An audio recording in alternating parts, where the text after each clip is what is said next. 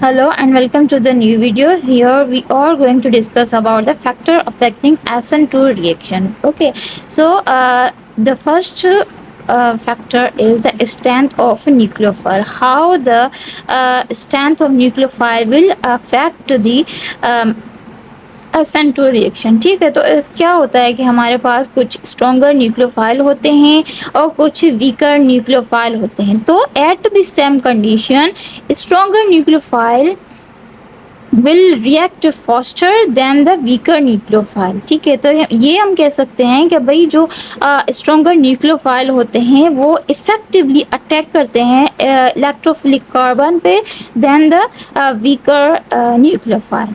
Okay, so here is the statement for stronger and weaker nucleophile. यहाँ पर दो example है हमारे पास, एक है मीथनॉल और एक है मीथॉक्साइड आयन. ठीक है, मीथॉक्साइड आयन. तो अब इनमें डिफरेंस ये है कि मीथॉक्साइड आयन में एक नॉन बॉन्डिंग इलेक्ट्रॉन पेयर है जो कि इलेक्ट्रोफाइल के साथ जाकर रिएक्ट करता है 1 million time faster than methanol. ठीक है, तो हम ये कह सकते हैं कि वो न्यूक्लियोफाइल स्ट्रॉन्गर न्यूक्लियोफाइल होते हैं जिनके पास चार्ज होती है. ठीक है, तो जिस तरह से यहाँ पर एक क्वाइट डिफरेंस हमें दिख रहा है कि मीथनॉल के अंदर कोई भी एक न्यूट्रल कंपाउंड है और यहाँ पर मीथॉक्साइड आयन इसके पास एक नेगेटिव चार्ज है. तो हम ये कह सकते हैं कि negative charge possessing nucleophile is stronger nucleophile than the neutral one. Okay, ठीक है, तो मीथनॉल जो है वो नेगेटिव चार्ज पजेस नहीं करता, इसलिए वो वीकर न्यूक्लियोफाइल है देन द मीथॉक्साइड आयन क्योंकि इसके पास नेगेटिव चार्ज है. अच्छा, एक और चीज़ भी यहाँ पर है कि जो बेस होते हैं वो स्ट्रॉन्गर न्यूक्लियोफाइल होते हैं कॉन्जुगेट एसिड के साथ. ठीक है, तो हम उसे समझते हैं. एक एग्जाम्पल है, एग्जाम्पल से जिस तरह से हमारे पास यहाँ पर ये मीथनॉल है और मीथॉक्साइड आयन है. तो जब भी मीथॉक्साइड आयन जाकर रिएक्ट करेगा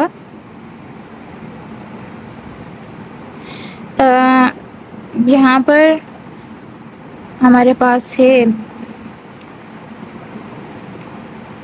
मिथाइल आयोडाइड. ठीक है, तो जैसे ये इसके साथ जाकर रिएक्ट करेगा तो यहाँ पर ये आयोडीन ग्रुप यहाँ से लीव आउट होगा, यहाँ पर एक ट्रांजिशन स्टेट बनेगी.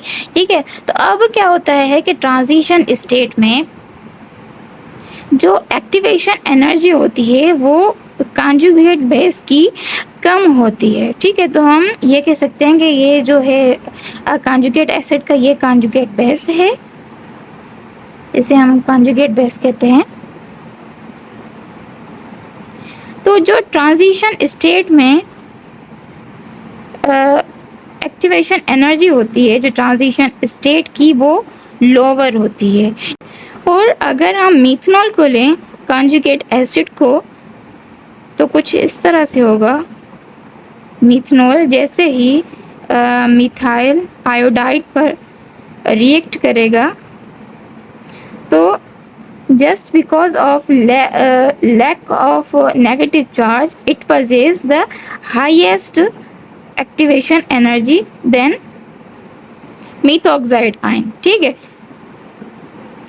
वो क्यों है, यहाँ पर भी इसका जो डिफरेंस है वो पता चल रहा है कि जो मीथॉक्साइड आयन है कॉन्जुगेट बेस स्ट्रॉन्गर न्यूक्लियोफाइल होते हैं.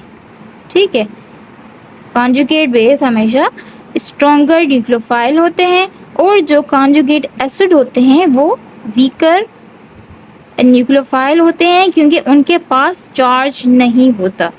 उन पर हमें पहले ज़्यादा एनर्जी देनी पड़ती है उसको एक चार्ज डेवलप करने के लिए, फिर जाकर आगे रिएक्शन प्रोसीड होता है. ठीक है, तो मैं यहाँ पर कुछ एग्जांपल्स लिखती हूँ.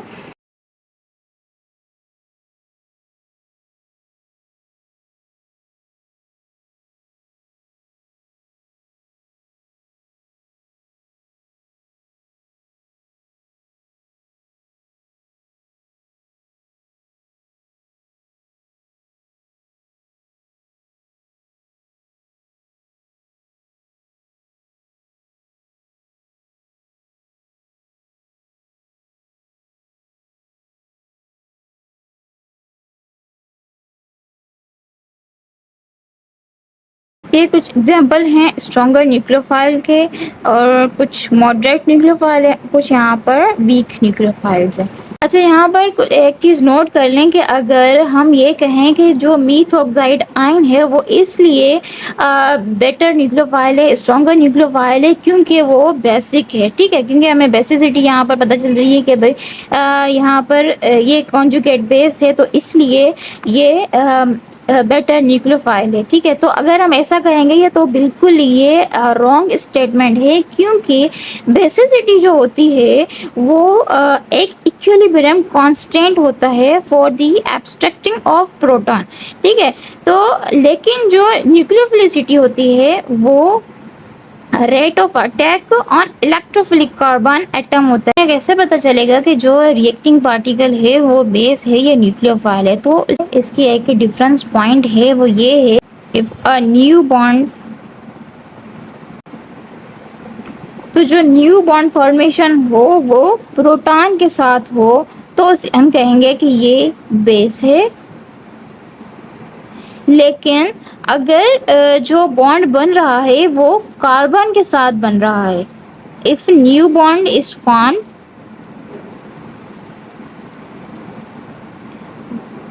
टू द कार्बन एटम, तो वो न्यूक्लियोफाइल ही होता है, इज नोन एज न्यूक्लियोफाइल। ठीक है, तो ये हमें प्रिडिक्ट करने में के लिए ये स्टेटमेंट काफ़ी रहेगी कि जब भी न्यू बॉन्ड बन रहा है बाय द एब्स्ट्रैक्टिंग ऑफ प्रोटॉन बन रहा है तो वो बेस कहलाता है, और अगर बॉन्ड फॉर्मेशन कार्बन के साथ हो रही है तो वो न्यूक्लियोफाइल है। ठीक है, हम ये कह सकते हैं यहाँ पर कि जो स्ट्रॉन्गर या गुड न्यूक्लियोफाइल्स होते हैं वो भी एक तरह के बेस होते हैं, लेकिन हम ये नहीं कह सकते कि जो भी बेस हैं वो सारे वो ही न्यूक्लियोफाइल होते हैं या वो सारे स्ट्रॉन्गर न्यूक्लियोफाइल होते हैं। ठीक है, तो बेसिसिटी जो होती है उसका रिएक्शन कुछ इस तरह से फॉलोअप होगा कि बेस जो है वो अटैक करेगा इस तरह से, कुछ हाइड्रोजन से जिस तरह से अटैक करता है, तो इसके साथ हम कोई भी कंपाउंड लगा देते हैं जिसका नाम है ए। ठीक है, तो बेस क्या करेगा कि जाकर बॉन्ड बनाएगा हाइड्रोजन के साथ, और जैसे ही हाइड्रोजन के साथ बॉन्ड बनाएगा तो ये यहाँ से कंपाउंड जो है वो लीव आउट करेगा।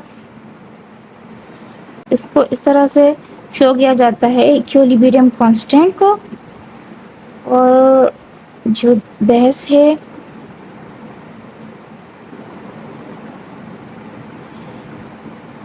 उसने यहाँ पर बॉन्ड बना लिया, ये हमारी प्रोडक्ट आ गई, और ये जो कंपाउंड है स्पीशी है, यहाँ हम इसे कह सकते हैं कोई भी एसिड। ठीक है, कॉन्जुगेट एसिड हो सकता है यहाँ पर, तो ये एसिड यहाँ से लीव आउट करेगा। और अगर हम यहाँ पर न्यूक्लियोफिलिसिटी को देखें, जैसे ही कोई न्यूक्लियोफाइल जाकर अटैक करता है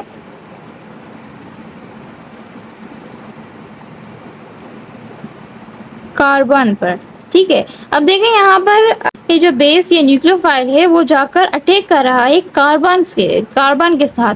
तो जैसे ये कार्बन के साथ अटैक करता है तो ये जो एक लीविंग ग्रुप होता है यहाँ पर हेलोजन एटम है वो लीव आउट करता है। अब ये जो प्रोडक्ट बनाएगा वो इस तरह से होगी, प्लस हेलोजन एटम। अब बेसिसिटी और न्यूक्लियोफिलिसिटी में ये डिफरेंस है, जो नेगेटिव चार्ज पॉजिटिव स्पीशी है वो जाकर बॉन्ड बना रही है हाइड्रोजन के साथ। ठीक है, तो ये हम कहेंगे कि ये एक तरह का बेस है। लेकिन न्यूक्लियोफिलिसिटी में क्या होता है कि वो एक तरह का न्यूक्लियोफाइल जाकर कार्बन के साथ बॉन्ड बनाता है, तो हम कहेंगे कि यहाँ पर न्यूक्लियोफिलिसिटी रोल अप्लाई हो रहा है। ओके, तो हम यहाँ पर ये कह सकते हैं कि जो भी गुड न्यूक्लियोफाइल होते हैं, अच्छे न्यूक्लियोफाइल होते हैं, वो एक स्ट्रॉन्गर बेस होते हैं। लेकिन ऐसा नहीं होता कि जो भी अच्छे न्यूक्लियोफाइल हैं, गुड न्यूक्लियोफाइल्स हैं, वो मोर बेसिक इन नेचर होते हैं या वो होते ही सिर्फ बेस हैं। तो ये बात अगर हम कहेंगे तो ये गलत होगी। Stay with it. You don't need to water it down.